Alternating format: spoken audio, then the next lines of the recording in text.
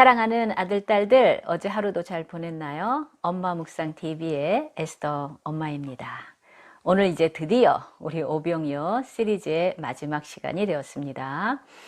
요한복음 6장 전체를 읽어보시기 바랍니다. 하지만 우리의 특정 본문을 같이 보죠. 나는 하늘에서 내려온 살아있는 떡이니 사람이 이 떡을 먹으면 영생하리라. 내가 줄 떡은 곧 세상의 생명을 위한 내 살이니라 하시니라. I am the living bread that came down from heaven.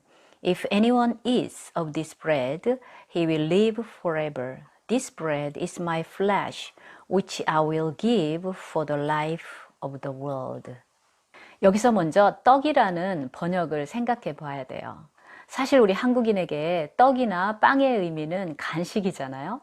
그런데 본문이 의미하는 것은 주식이에요. 없으면 굶어 죽는 사람에게 있어서 반드시 필요한 양식을 말하죠.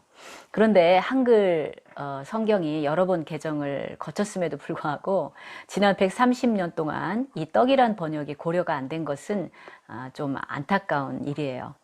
당시 유대인에게는요, 앞서 살펴본 그 선지자가 오면 모세가 주던 만나의 기적이 실제로 재현될 것이다 라는 그런 기대가 편만했어요.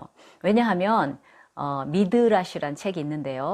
그것은 구약 성경에 대한 랍비들의 해설서라 할 수 있는데 그 미드라시의 여러 곳에서 그런 내용이 있었기 때문에 그래요.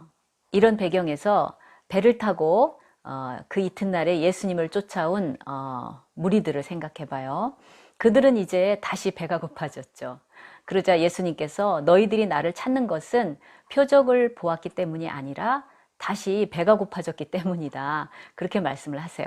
여기서 표적이란 거는 표적을 일으키는 그 사람을 바라보라는 의미예요. 이것이 표적의 기능과 목적이거든요. 당시 무리들은 그것은 이해를 했어요. 그런데 병고침의 기적, 오병이어의 기적, 이제는 어젯밤에 가버나움으로 건너오실 때 예수님께서 물 위를 걸어서 오셨다는 그 기적도 들었을 거예요.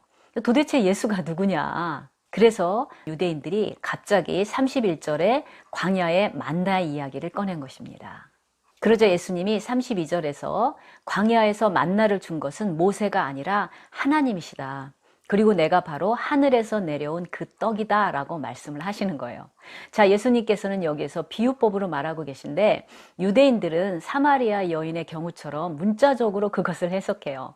그래서 6장 후반부에 보면 어떻게 예수가 자기 살을 우리에게 줘서 먹게 하겠느냐 하고 서로 다툼이 일어났다 그랬죠.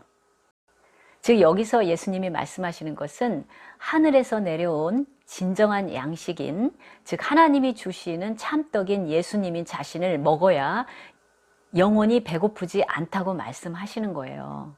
죄로 타락한 인간은요, 세상에 어떤 방식으로 마음의 빈 공간을 채우려 해도 그 공간을 결코 채울 수 없어요. 오직 참된 양식인 예수님을 먹어야만 되죠. 그러면 예수님을 어떻게 먹죠?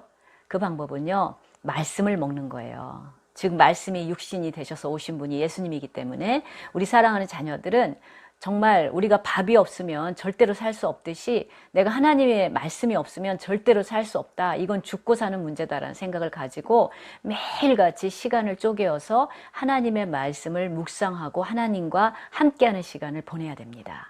예수님은 인간의 모든 필요의 해결자이십니다.